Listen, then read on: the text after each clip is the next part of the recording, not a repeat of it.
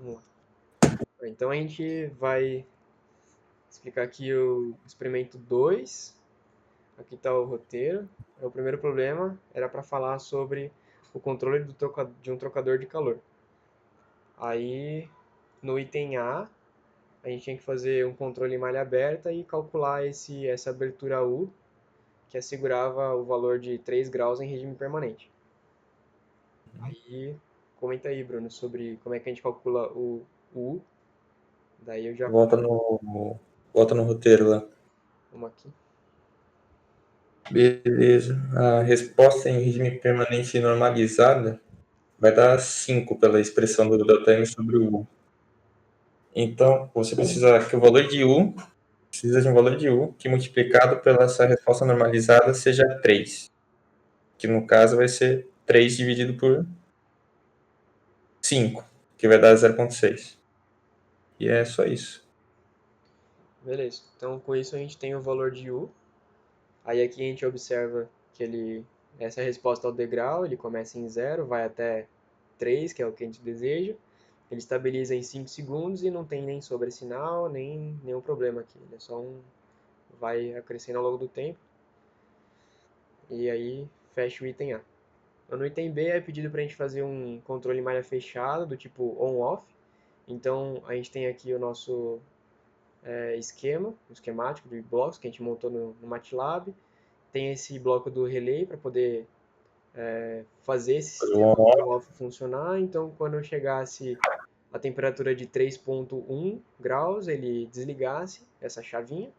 E quando chegasse a temperatura abaixo de 2,9, ele ligasse a chave para poder aumentar. Então, esse controle vai fazer com que a temperatura em regime permanente fique sempre alternando entre liga e desliga, liga e desliga. E esse era o controle em malha fechada que era para ter sido feito. Então aqui a gente consegue observar que nossa resposta do scope, a gente viu que a temperatura oscilava entre 3,14 e até 2,83 mais ou menos, e ele estabiliza aí um bom funcionamento do tipo on-off. No item C a gente precisava fazer então um controle em malha fechada com ganho proporcional. Então primeiramente a gente assumia um valor de Kp unitário e colocava aqui no nosso sistema e via qual que era a resposta em regime permanente para esse Kp igual a 1. Então aqui tem o gráfico do scope, ele começa em 0, vai estabiliza em 2,5 e tem um sobressinal aqui. Para o Kp igual a 1, ele estabiliza em 2,5 e a gente não quer que seja 2,5 graus em regime permanente. A gente quer que chegue até 3. Então esse Kp sendo 1 não é um bom uso do valor de Kp, não é um bom controle. Então a gente aumenta o Kp para 5 e vê o que acontece. A gente percebe que ele chega próximo a 3 graus Celsius aqui, que é o que a gente gostaria de ter, só que em compensação a gente ganha sobressinais e ganha oscilações no regime transitório. Diminui o tempo de estabilização. Aumenta, quer dizer. E também aumenta o tempo de estabilização. Para o Kp igual a 10, a gente vai agredir um pouco mais o sistema. Então vai ter mais sobressinal e, entretanto, a gente vai conseguir chegar aí próximo ao valor mais perto de 3 graus Celsius, que é o que a gente queria. Então Kp10 dá algo em torno de 3 aqui, próximo de 2,9, alguma coisa assim. Então a gente colocou aqui no gráfico, na legenda, que a gente tem uma relação de trade-off no sobressinal que é gerado e pode levar dano no sistema. Bom, aí agora a gente vai começar a fazer um controlador em PI, do tipo PI. Então tem que colocar um ganho proporcional fixo em 1 e depois colocar um ganho integral e ver o que acontece. Para isso a gente fez um sistema de blocos aqui também, no MATLAB, fez esse sistema de controle, que tem o KI e o KP aqui, e gerou um gráfico com o KI sendo 0,6 e o KP fixo em 1. Aí com isso a gente teve esse gráfico aqui. A temperatura final chega a estabilizar em 3 graus, só que o tempo de estabilização é muito maior. E só que não teve nem sobressinal porque não passou do valor que a gente gostaria, né? Que era o 3 aqui. Quando a gente coloca o KI de 0,6 para 1, a gente ganha um sobressinal que passa de 3 graus Celsius, porém o tempo de estabilização reduz bastante. Ele fica aí em torno de 1 aqui, mais ou menos, um segundo. E quando a gente coloca o KI como 10, ainda fixo o KP, existe um sistema oscilatório muito grande que vai estabilizar só lá na frente, muito mais que 9 segundos aqui, 8 segundos ainda deve estar muito ruim. Então a gente não considera KI como igual a 10 como um bom transitório. Entre essas opções, a gente decidiu que um bom transitório para o sistema seria esse aqui de cima, o KP igual a 1, KI igual a 1, e ele encaixa no que foi pedido no problema, que é um sistema com um bom transitório. Tem baixa sobrelevação e um tempo de estabilização pequeno, atingindo a temperatura que a gente gostaria, de 3 graus Celsius. Aqui a gente colocou também uma tabelinha, que foi dada aqui no próprio roteiro, só para relembrar que conforme a gente aumenta o valor de KI, a gente aumenta o tempo de estabilização, aumenta o sobressinal, embora o tempo de subida vai diminuir e não vai afetar em nada o erro em regime, Que é o que acontece pro último caso, né? que é o que Com KI muito acontece alto. para o KI igual a 10. Exatamente. Até aqui, tudo bem? Vocês querem comentar alguma coisa ou posso ir para o item E? E tudo bem. Não, tá, tudo bem. Beleza. Então, nesse item E, a gente tinha que fazer um controle em malha fechada, usando o PI por Zig-Nichols. Então, no nosso roteiro, tinha lá uma tabelinha ali para a gente dar uma consultada, como que fazia. Só que a gente ia aproximar a nossa função de transferência dessa forma. Então, a gente tem um ganho A aqui, com um tal, e um tempo, um TD aqui, que a gente tinha que projetando esses parâmetros, a gente conseguiria uma boa aproximação por inspeção, usando essa regra de Ziga-Nichols em malha fechada. Então aqui a gente fez nosso esquemático com entrada, de novo, o controlador, e aqui a planta. Aí a gente vai projetar o controlador para malha aberta. Aqui então a gente tem o scope, aí agora pedir para o Bruno Quer que eu só... fale? então só Beleza. explicar como é que calculava isso daqui, para a gente conseguir Beleza. calcular o valor de KI e KP, colocar na equação lá que foi fornecida do controlador do, do Zig-Nichols, e a gente obtém a resposta do sistema para esse jeito. Então, esse scope é o scope do sistema em malha aberta de Ziegler-Nielsen. E dele a gente vai querer obter o R e o L. O R é dado pela derivada da resposta do sistema no começo, que no caso deu 3,35. E o L é o tempo de atraso do sistema, que no caso permaneceu praticamente inalterado, que deu 0,2. Daí, com esses valores, a gente calculou o KP e o KI, cujas fórmulas são dadas no relatório, que resultaram de 1,1688 e o KI deu 1,5. Daí, com esses valores a gente implementou na expressão de controle, que é dada abaixo, utilizando o KD igual a zero também. E é basicamente isso. Beleza. Então aqui a gente tem o gráfico da resposta do sistema entrada degrau com a malha fechada, a gente vê que estabiliza em 1. Tem um sobressinal mínimo aqui. Dá para falar que o tempo de estabilização está bem próximo de 1 segundo também. Aí a gente vai para o problema 2. O problema 2 era pedido para a gente calcular é fornecido alguns parâmetros do motor. Ele é controlado tanto mecanicamente quanto eletricamente, então as duas equações que modelam esse sistema foi fornecido. A gente criou aqui a planta com os valores fornecidos. Eu acho que aqui tem que explicar uma coisinha para obter esse esquemático. A gente isolou os termos vinculados à derivada do lado esquerdo da equação e os valores alvo no direito. Daí a gente conseguia construir a expressão no diagrama usando o integrador. Exatamente. As expressões está no roteiro, né, Gui? As Isso. expressões estão São essas daqui, para o problema 2, né? Tá, Isso. Essas daqui. E essa daqui também. tá. Bom, aí aqui a gente tem um gráfico que mostra a velocidade angular por tempo, que foi mostrado aqui retirado do diagrama de blocos. Então a gente vê que ele sai de zero, vai até um valor aí próximo a 0,24, 0 ponto alguma coisa ali. E ele é estabilizado aí próximo a 2 segundos também. No item B, aí é pra gente plotar plotar não, né? Criar aqui um controlador proporcional que tenha um tempo de estabilização definido entre 0,5 e 0,7, supondo que não tenha torque externo, seja nulo. Então, com esse controle de regulação de velocidade, a gente também não pode deixar que tenha um sobressinal superior de 10%, e também tem que pensar no projeto elétrico, então não pode deixar com que a tensão passe de 12 volts. Então, para isso, a gente plotou aqui um gráfico que é a resposta ao degrau só da planta, com uma entrada. A gente vê que ele estabiliza aqui em 0.244, que era mais ou menos a foto lá de cima.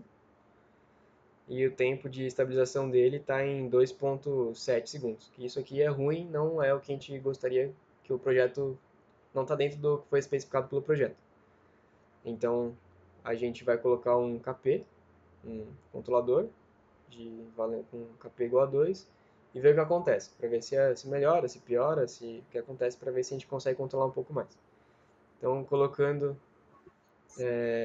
fazendo essa malha funcionar e gerar o gráfico, a gente consegue ver que o valor em regime permanente está aqui entre 0,3 e 0,35, e tem um tempo de estabilização aqui por volta de 0,59 segundos, algo do tipo. Né? Aqui embaixo a gente tem um gráfico da tensão. A tensão ela não passa de 12 volts, ela começa em 2 e decai bem rapidinho.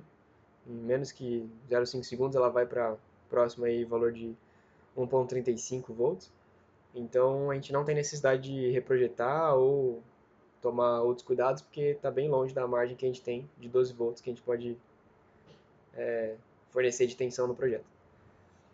Então, dessa forma, o ganho proporcional KP igual a 2, a gente garante sinal menor que 10% e um tempo de estabilização aproximadamente de 0,6 segundos, né? 0,59. E garante também a condição de contorno exigida pelo problema, dos outros detalhes lá que foi fornecido. Um deles, claro, é a tensão, que é menor que 12 volts, que a gente acabou de mostrar. Além disso, nesse mesmo item é para fazer um projeto com estratégia utilizando o feed forward. E aí, vocês querem comentar essa parte? Como vocês querem fazer? Que eu fale? A gente calculou o ganho do feed forward para anular o erro em regime. Então, como o degrau tinha módulo 1, a resposta esperada seria módulo 1 também, na saída em regime permanente. Então, a gente normalizou a 1 em função da resposta em regime permanente do sistema de malha fechada, que era 0.3279, que deu 3.05 de ganho. E é isso. Beleza, então aqui eu tenho o circuito equivalente aqui de blocos, a gente colocou a mesma representação aqui de cima aqui embaixo, então o M está aqui, o 3.5, plotando esse gráfico aqui, a resposta do degrau vai normalizar em 1, como o Bruno falou, e, bom, o tempo de estabilização não tem sobressinal, dá pra ver que não passa nem de 1 ali, quase não passa, não sei. E o tempo de estabilização também está muito próximo aí de 0,6, algo do tipo. Aqui tem o gráfico de novo da tensão, para sempre controlar ali, verificar se não vai danificar o sistema. Ela começa muito próximo de 6 volts, dá uma ampliada aqui, próximo de 6 volts, mas ela decai também bem rapidinho para 4.2, 4.3 no máximo.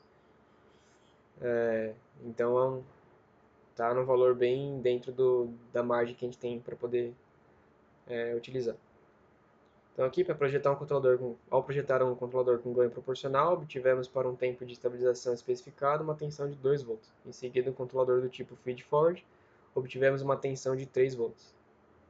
Dessa forma, assim, a tensão exigida foi de 6,1 e não foi necessário utilizar uma tensão superior a 12 volts na malha de controle, que poderia danificar o sistema.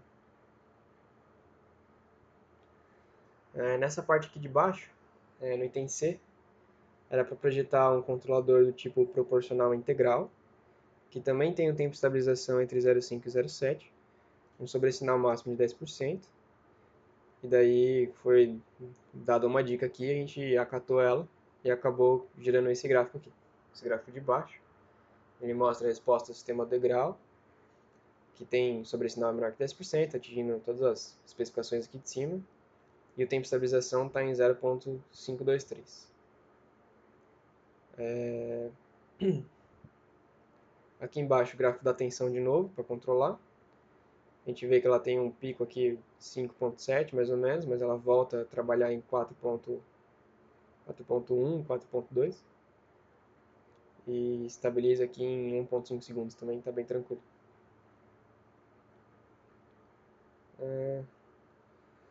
No item D, a gente teve que aplicar agora o efeito do torque. Então, aqui tem um esquemático que a gente colocou no lado esquerdo os controladores com PI e na direita os controladores com a estratégia feed-forward. Aí nesses dois, a gente decidiu gerar um gráfico único que fosse mostrar a variação, qual é a variação, o que impacta mudar o valor digital nesses controladores. Então, aqui o tal está aumentando de 0 para 10 para 25, então a gente está aumentando a força externa do torque nos dois lados, aqui também. E aí aqui no gráfico a gente vai ter uma noção do que está acontecendo segundo a norma de cada tipo de controle. Controle PI e controle com feed-forward. Daí,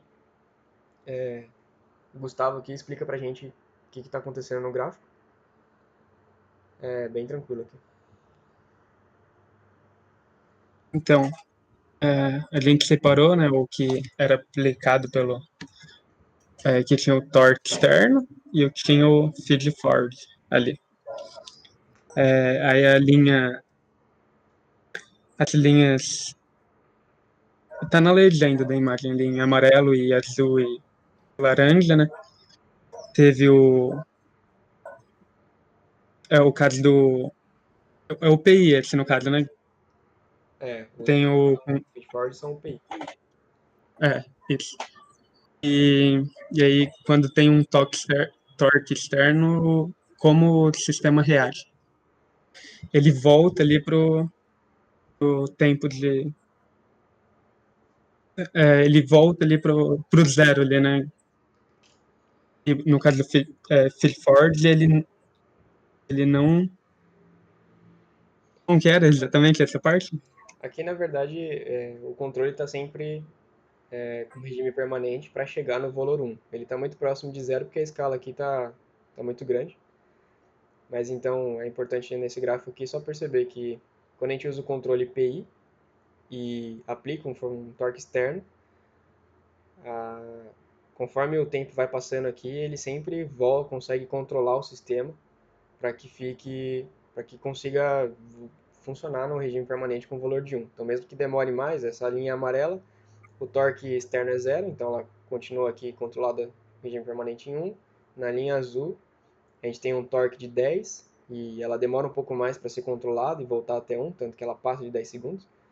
E na linha laranja, muito mais. Então, quanto maior o torque externo que a gente aplica, mais tempo demora para controlar, mas no sistema do PI, utilizando o controlador PI, ele sempre controla. Agora, quando a gente utiliza um sistema feed-forward, ele não prevê que aconteça mudanças no sistema, variações nos parâmetros. Então, quando acontece qualquer deslize aqui, qualquer aplicação de força externa, qualquer vibração indesejável, ele já sai do regime permanente dele. Então, na linha roxa aqui já dá para ver que com a aplicação desse torque de 10, ele já fica fixo aqui em menos 30 mais ou menos. E na linha azul clara ele fica próximo a menos 81, alguma coisa assim. Então, feed forward nesse caso dá para ver que ele é muito pior no sentido de não garantir que o sistema volte a ser controlado como foi projetado. Aí a gente tem mais uma figura aqui embaixo, Quer explicar isso daqui de novo? A gente fez uma modificação aqui no tempo em que foi aplicado o torque externo. Então a gente deu um tempo e aplicou um torque externo, tanto no controlador PI quanto no feedforward.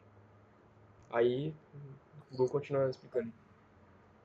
Aí é isso. É igual o Guilherme explicou ali anteriormente, que o feed-forward ele não é, ele não reage a perturbações externas.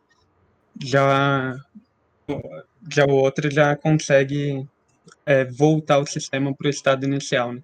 Só que aqui tem um deslocamento, dá para ver aqui no. Exatamente, é o ponto. Eu não consigo. 5? 5 segundos.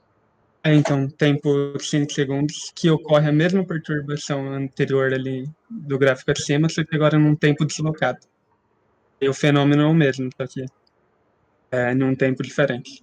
Exatamente. Então aqui tem duas situações, dois casos que, enquanto nada acontece no sistema, o feedforward e o PI eles trabalham como foram projetados para funcionar perfeitamente, são controláveis. Agora, quando acontece algo imprevisto aqui no sistema, no caso a aplicação de uma força externa, os dois sofrem a aplicação da força externa, porém o PI consegue controlar e o feedforward não consegue mais controlar, não volta mais o regime permanente como foi projetado para funcionar. E por último aqui, respondendo apenas o que o item pede, é que a presença do torque externo é controlável através do controlador PI sem o feedforward, pois mesmo que ocorra perturbações durante o regime permanente, ou o valor do torque externo seja grande no regime transitório, o controlador PI consegue atingir o valor projetado no regime às custas de estabilização de tempo.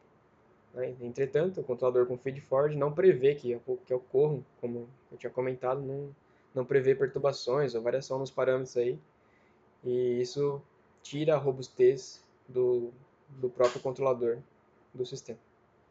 Então aí com isso a gente finaliza todos os tópicos aqui dos itens, dos problemas 1 e 2, do experimento 2.